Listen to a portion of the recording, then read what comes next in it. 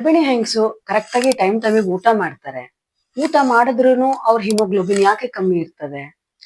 ಅವ್ರ ಹಿಮೋಗ್ಲೋಬಿನ್ ಕಮ್ಮಿ ಇದ್ರೆ ಅದರಿಂದ ನಿಮ್ಗೆ ಅಥವಾ ನಿಮ್ಮ ಮಗುವಿಗೆ ಏನಾರ ಎಫೆಕ್ಟ್ ಆಗತ್ತಾ? ಇದ್ರ ಬಗ್ಗೆ ಸ್ವಲ್ಪ ಫ್ಯಾಕ್ಟ್ಸ್ ಹೇಳ್ತೀನಿ ಕೇಳಿ. ನಮ್ಮ ನಾರ್ಮಲ್ ಇಂಡಿಯನ್ ಡಯಟ್ ಅಲ್ಲಿ ರೈಸು ಚಪಾತಿನ ಜಾಸ್ತಿ ಇರ್ತದೆ. ಈ ರೈಸು ಚಪಾತಿಯಲ್ಲಿ ಐರನ್ ಕಂಟೆಂಟ್ ಬಹಳ ಕಮ್ಮಿ ಇರ್ತದೆ.